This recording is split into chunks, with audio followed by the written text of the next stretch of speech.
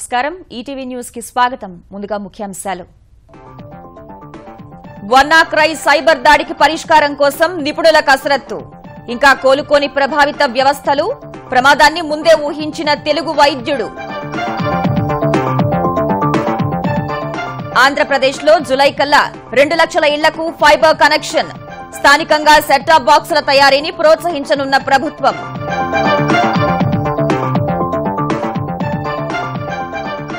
కళాశాలల సమస్త వివరాలతో తెలంగాణ ఇంటర్ బోర్డు వెబ్సైట్ విద్యార్థుల సందేహాల నివృత్తికి త్వరలో కాల్ సెంటర్ ఏర్పాటు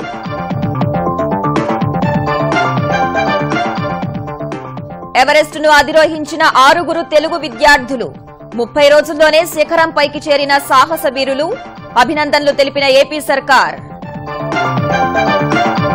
పాక్ చైనా ఆర్థిక కారిడార్ పై భారత్ నిరసన బీజింగ్ లో జరిగే వన్ బెల్ట్ వన్ రోడ్ సదస్సుకు హాజరు కారాదని నిర్ణయం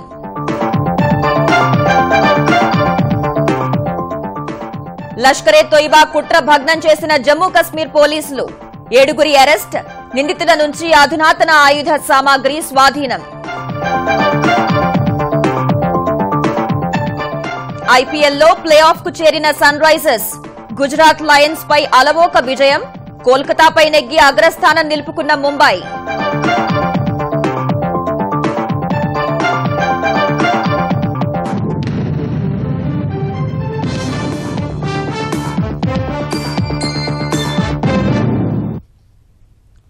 భారత్ సహా 100 దేశాలను కుదిపేసి లక్షలాది కంప్యూటర్లను హ్యాక్ చేసిన వన్నాక్రై ర్యాన్ సన్వేర్ కు విరుగుడేంటి ఈ వైరస్ దాడిలో చిక్కుకున్న వ్యవస్థలను ఎలా గాడిలో పెట్టాలి ఇలాంటివి జరగకుండా ఎలాంటి జాగ్రత్తలు తీసుకోవాలనే అంశాలపై ప్రపంచవ్యాప్తంగా నిపుణులు దృష్టి పెట్టారు ఈ వైరస్ దాడిని ముందే ఊహించిన బ్రిటన్లో పనిచేస్తున్న ఓ తెలుగు వ్యక్తి ఒక జర్నల్ కు రాసిన వ్యాసంలో దీనిపై హెచ్చరించడం గమనార్హం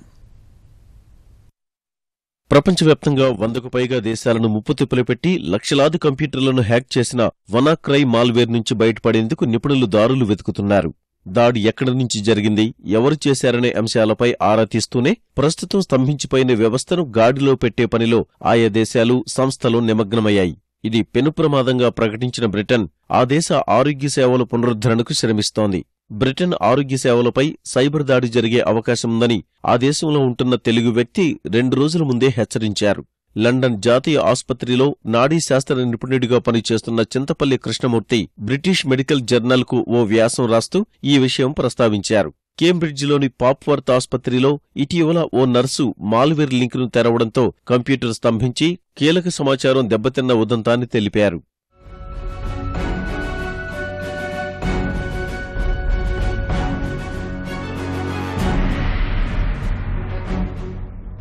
ఒక్కో దాడికి కనీసం $300 బిట్కాయిన్ల రూపంలో చెల్లించాలని సైబర్ నేరగాళ్లు సందేశం ఇస్తున్నారు 3 రోజుల్లో స్పందించుకుంటే రెట్టింపు చెల్లించుకోవాల్సి వస్తుందని హెచ్చరిస్తున్నారు 7 రోజుల్లోనూ చలనం లేకుంటే కంప్యూటర్లలో ఉన్న ఫైల్స్ అన్నీ డిలీట్ అయిపోతాయని సందేశాల రూపంలో హెచ్చరిస్తున్నారు హ్యాకర్లు డిమాండ్ చేసిన సొమ్ము చెల్లించినా కంప్యూటర్లు పునఃప్రారంభమవుతాయని ఖచ్చితంగా చెప్పలేమని అమెరికా హోంశాఖలోని కంప్యూటర్ అత్యవసర సంసిద్ధత బృందం తెలిపింది సైబర్ నేరగాళ్లు అడిగిన సొమ్ము చెల్లించవద్దని సూచించింది కాలం చెల్లినా భద్రత లేని అప్లికేషన్లు వాడుతున్న కంప్యూటర్లలోకి సులభంగా ఈ వైరస్ చొచ్చుకుపోగలదని నిపుణులంటున్నారు ప్రపంచవ్యాప్తంగా గంటకు 75,000కు పైగా దాడులు జరిగినట్టు నిపుణులు గుర్తించారు ఈ సైబర్ దాడితో అప్రమత్తమైన మైక్రోసాఫ్ట్ పరిస్థితిని సమీక్షిస్తున్నట్టు తెలిపింది సమస్య పరిష్కారంలో తామెప్పుడూ సిద్ధంగా ఉంటామని అమెరికాలోని డిహెచ్ఎస్ ప్రకటించింది 24 గంటల్లో 1,00,000కు పైగా సిస్టమ్స్ పై సైబర్ దాడి జరిగినట్టు పసిగట్టామని మాల్వేర్ టెక్ ట్రాకర్ తెలిపింది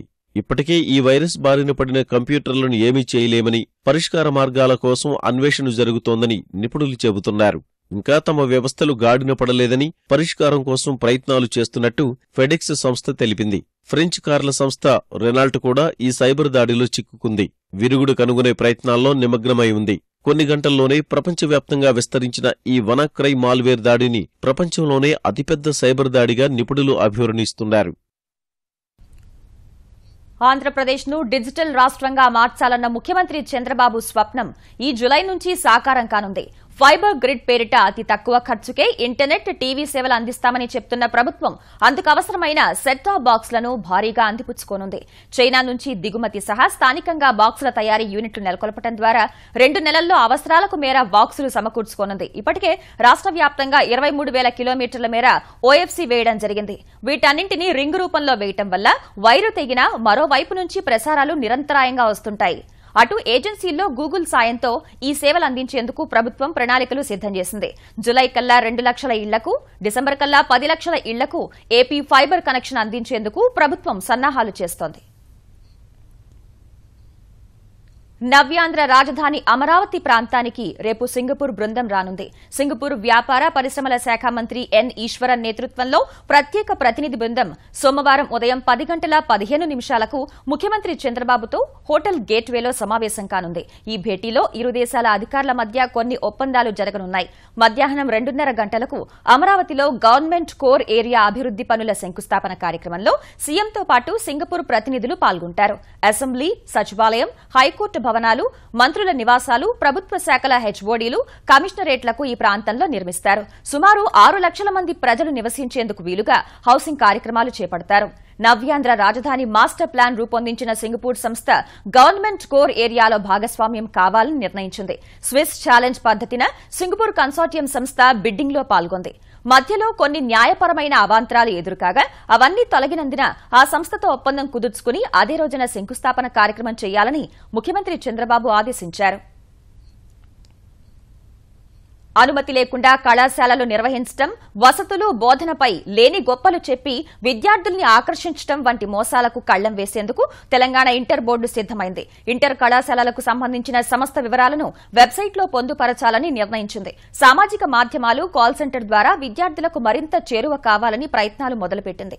అనుమతి పొందిన ప్రైవేట్ కళాశాలల వివరాలని వెబ్సైట్లో పొందుపరిచేందుకు కసరత్తు చేస్తోంది. ప్రభుత్వ, గురుకుల కళాశాలల వివరాలు కూడా వెబ్సైట్ ద్వారా విద్యార్థులకు, తల్లిదండ్రులకు అందుబాటులోకి తీసుకురానుంది. ప్రైవేట్ కళాశాలలకు అనుమతులు ఇచ్చే ప్రక్రియ కూడా కొనసాగుతోంది. ఈ నెలాఖరులోగా అనుమతుల ప్రక్రియ పూర్తి చేసి వివరాలన్నీ వెబ్సైట్లో ఉంచుతామని తెలంగాణ ఇంటర్ బోర్డు కార్యదర్శి అశోక్ తెలిపారు. కాలేజ్ మీరు క్లిక్ చేసినప్పుడు అందులో స్టాఫ్ ఎంతమంది ఉన్నారు, కాలేజ్ ఎక్కడుంది, లొకేషన్ ఏంటి, బిల్డింగ్స్ ఏంటి, ఎన్ని క్లాస్ రూమ్స్ ఉన్నాయి, అందులో ఉన్న ఫ్యాకల్టీ ఏంటి, దాంట్లో రిజల్ట్స్ ఏంటి, ఈ విధంగా అన్ని వివరాలు కూడా మీరు విద్యార్థులు డైరెక్ట్ గా మా వెబ్సైట్ ద్వారా వాళ్ళు ఏ కాలేజ్ వెళ్లాలో అనే దాన్ని ఐడియా కూడా, ఏ కాలేజ్ అడ్మిషన్ పొందాలనే ఐడియా కూడా వాళ్ళకి వస్తుంది. ఆన్లైన్ అప్లికేషన్ వచ్చే ప్రతి ప్రైవేట్ కాలేజ్, గవర్నమెంట్ కాలేజీల్లో ఇవన్నీ వివరాలు కూడా మేము పొందుపరిచాము. సో ఇవన్నీ కూడా విద్యార్థులు, తల్లిదండ్రులు, మరి పౌరులు ఎవరు కూడా ఈ సేవల్ని త్వరలో వినియోగించుకోవచ్చు. ఎవరెస్ట్ శిఖరాన్ని అధిరోహించిన ఆంధ్రప్రదేశ్ సాంఘిక, గిరిజన సంక్షేమ గురుకుల పాఠశాలల విద్యార్థులకు ముఖ్యమంత్రి చంద్రబాబు, ఆంధ్రప్రదేశ్ సాంఘిక సంక్షేమ శాఖ మంత్రి నక్కా ఆనందబాబు అభినందనలు తెలిపారు. శ్రీకాకుళం జిల్లా సీతంపేటలోని గిరిజన సంక్షేమ గురుకుల పాఠశాల విద్యార్థి కృష్ణారావు, కర్నూలు జిల్లా బెళగల్లోని సాంఘిక సంక్షేమ పాఠశాల విద్యార్థి సురేష్ బాబు, తూర్పు గోదావరి జిల్లా మారేడుమిల్లిలోని గిరిజన గురుకుల పాఠశాల విద్యార్థి దుర్గారావు, యువజన సంక్షేమం విభాగం తరపున వెళ్లిన విశాఖపట్నానికి చెందిన సత్యారావు, నాగరాజు, కర్నూలుకు చెందిన భరత్ ఎవరెస్ట్ శిఖరాన్ని అధిరోహించారు. 30 రోజుల్లోనే వీరు శిఖరం పైకెక్కారు. శనివారం ఉదయం వీరు ఈ ఘనత సాధించారు.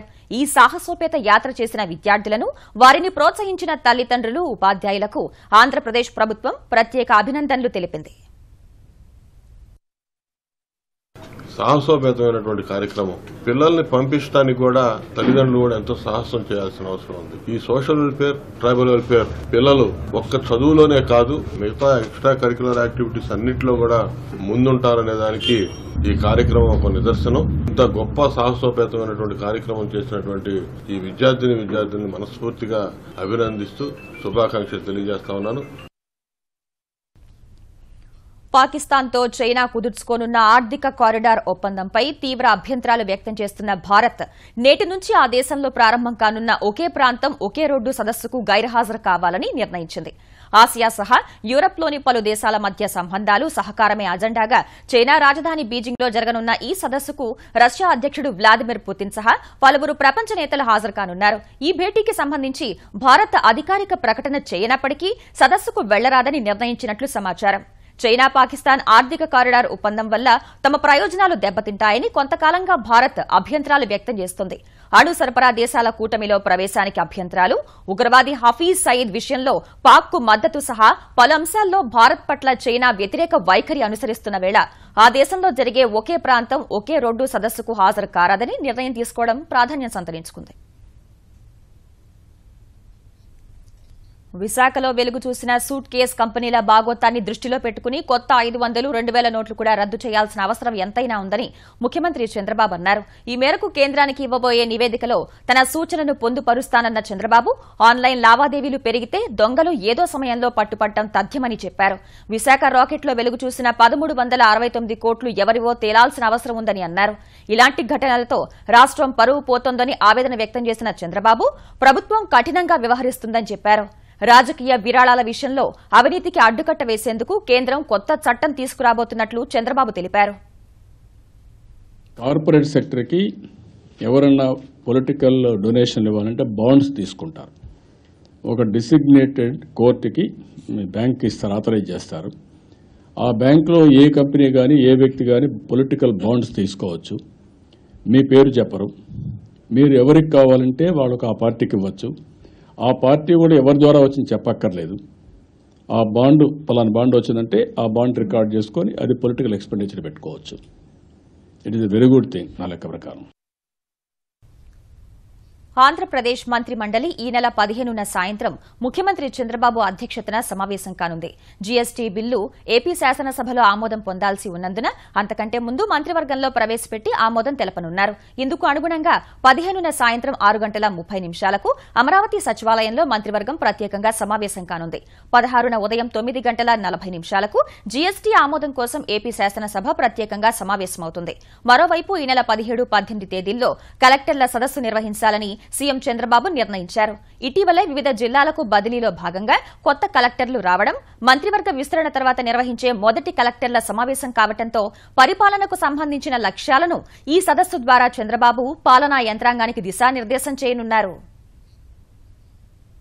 ఆంధ్రప్రదేశ్ వ్యాప్తంగా పెట్రోల్ డీలర్లు నేటి నుంచి తలపెట్టిన ఆదివారం అవుట్లెట్ల మూసివేత నిర్ణయాన్ని విరమించుకుంటున్నట్లు ఏపీ పెట్రోలియం డీలర్ల సమాఖ్య పేర్కొంది. పనివేళలు తగ్గించాలన్న విషయంలో కూడా ప్రభుత్వ ఆదేశాలు పాటించి ముందుకెళ్తామని సమాఖ్య అధ్యక్షుడు రావి గోపాలకృష్ణ తెలిపారు. ఏపీ పౌర సరఫరాల కమిషనర్ విడుదల చేసిన ఉత్తర్వులు సహా డీలర్ల సమాఖ్యతో చర్చలు జరిపేందుకు పెట్రోలియం సంస్థలు సంసిద్దత వ్యక్తం చేసిన నేపథ్యంలో ఈ నిర్ణయం తీసుకున్నట్లు గోపాలకృష్ణ తెలిపారు. Civil Supplies Government of Andhra Pradesh equivalent to A magistrate. ఆయన ఇచ్చిన దాన్ని స్టేటస్ కో అనగానే కంటెంప్ట్ ఆఫ్ ఆర్డర్ అవుతుంది. కాబట్టి దానివల్ల మేము ఆయిల్ కంపెనీకి ఏం చెప్పామంటే, మీరు ఇది ఖచ్చితంగా ఆయన చెప్పిన ప్రకారం మేము అవుతున్నాం, మీరు సెటిల్ చేయాల్సిందే అనేది లీగల్గా దీంట్లో బైండింగ్ అయి ఉన్నారు. కాబట్టి వ్యవసాయం సంక్షోభం నుంచి బయటపడాలంటే పెట్టుబడి లేని ప్రకృతి వ్యవసాయమే పరిష్కారమని కేంద్ర మంత్రి వెంకయ్యనాయుడు తెలిపారు. రసాయన అవశేషాలు లేని సురక్షిత ఆహారం ప్రజలకు అందుబాటులోకి తీసుకొచ్చేందుకు రైతులు ప్రకృతి సేద్యం పద్దతుల్లో పంటలు పండించాలని సూచించారు. రంగారెడ్డి జిల్లా ముచ్చింతల్లోని చిన్నజీయర్ స్వామి ఆశ్రమంలో ప్రకృతి వ్యవసాయ శిక్షకులకు ఏర్పాటు చేసిన శిబిరానికి వెంకయ్య ముఖ్య అతిథిగా హాజరయ్యారు. వ్యవసాయ రంగానికి ప్రభుత్వాలు మరింత చేయూత ఇవ్వాల్సిన అవసరం ఉందన్న వెంకయ్య, స్వయం సమృద్ది అంటే సుస్థిర సేద్యంపై దృష్టి సారించాలన్న డాక్టర్ స్వామినాథన్ సూచనను గుర్తుంచుకోవాలన్నారు.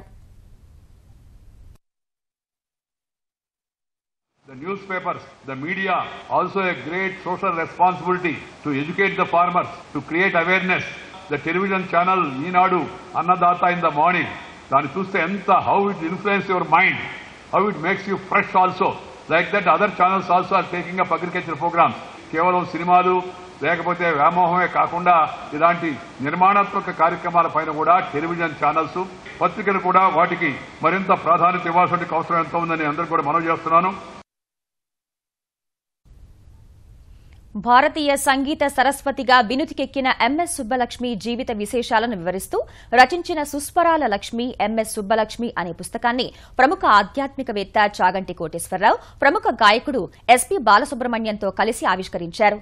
పల్లవి అనే రచయిత్రి ఈ పుస్తకాన్ని రచించగా ఎంఎస్ సుబ్బలక్ష్మి శత జయంతిని పురస్కరించుకుని హైదరాబాద్లో శాంతా వసంత ట్రస్ట్ ఆధ్వర్యంలో ఆవిష్కరణ కార్యక్రమం జరిగింది. ఈ పుస్తకాన్ని శాంతా బయోటెక్ వ్యవస్థాపకుడు వరప్రసాద్ తల్లిదండ్రులకు అంకితమిచ్చారు.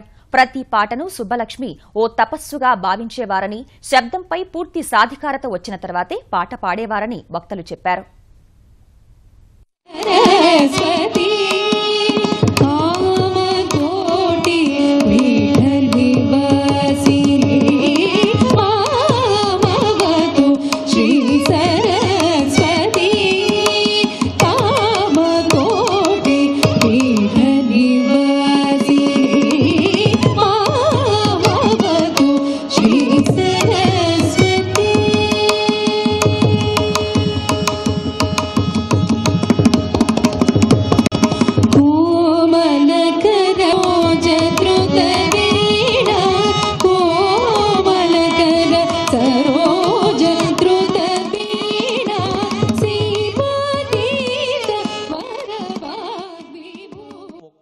పాట పాడినప్పుడు ఆవిడ తపస్సు చేశారు. ఆ తపస్సు ఏమైంది అంటే తాను పాడిన పాటలో తానే రమించి కరిగిపోయారు. ఏదో సముద్రపు లోతు కనిపెడతానని బయలుదేరిన ఉప్పు బొమ్మ చివరికి సముద్రంలోనే కరిగిపోయినట్టు సంగీతపు లోతులను ఆవిష్కరించే ప్రయత్నం చేసినటువంటి సుబ్బలక్ష్మి గారు సంగీతంలోనే కరిగిపోయారు. పూజాధికాలు చేయడం కోసమో లేకపోతే ప్రార్థన చేయడం కోసమో కళ్ళు మూసుకుని చేతులు జోడించి ఎంత వినయాన్ని భక్తిని ప్రదర్శిస్తామో సంగీతం పట్ల కూడా అంత వినయాన్ని ప్రదర్శించాలి. మూర్తివంతమైనటువంటి సంగీతం అని చెప్పాల్సిన అవసరం లేదు. ఆవిడ మూర్తీభవించిన వినయం, మూర్తీభవించిన సంప్రదాయం, మూర్తీభవించినటువంటి సంస్కారం. చీనాబ్ లోయలో ఉగ్రవాద చర్యల్ని పునరుద్దరించేందుకు ప్రయత్నిస్తున్న లష్కరే తోయిబా పన్నాగాన్ని తిప్పికొట్టినట్టు పోలీసులు ప్రకటించారు. ఒక ప్రత్యేక పోలీస్ అధికారి, టెరిటోరియల్ ఆర్మీ మాజీ ఉద్యోగి సహా 7గురిని అరెస్ట్ చేసినట్టు వెల్లడించారు. నిందితుల విచారణలో ఇటీవల జరిగిన దుశ్చర్యలు వెలుగు చూసినట్టు తెలిపారు. నిందితుల నుంచి AK-47, తూటాలు, పేలుడు సామాగ్రి స్వాధీనం చేసుకున్నట్టు వివరించారు. వీరిలో కొందరికి పాకిస్తాన్లోని లష్కరే తోయిబా నేతలతో ప్రత్యేక సంబంధాలు ఉన్నట్టు చెప్పారు. యువకుల్ని ఆకట్టుకుని ఉగ్రవాదులుగా తీర్చిదిద్దడంపై వీరు ప్రత్యేకంగా దృష్టి సారించారని చెప్పారు.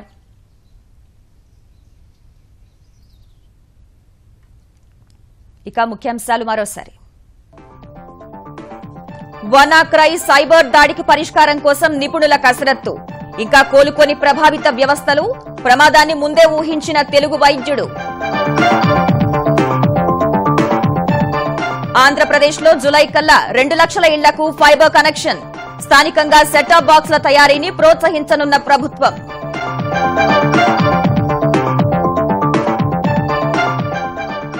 కళాశాలల సమస్త వివరాలతో తెలంగాణ ఇంటర్ బోర్డు వెబ్సైట్. విద్యార్థుల సందేహాల నివృత్తికి త్వరలో కాల్ సెంటర్ ఏర్పాటు.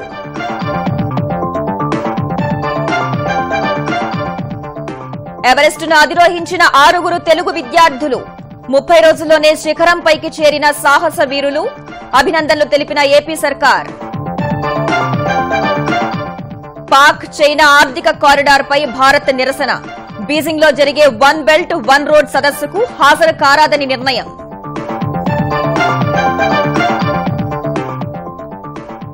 లష్కరే తోయిబా కుట్ర భగ్నం చేసిన జమ్మూ కశ్మీర్ పోలీసులు. 7గురి అరెస్ట్. నిందితుల నుంచి అధునాతన ఆయుధ సామాగ్రి స్వాధీనం.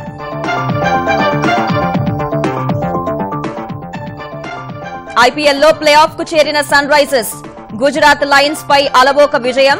కోల్కతాపై నెగ్గి అగ్రస్థానం నిలుపుకున్న ముంబై.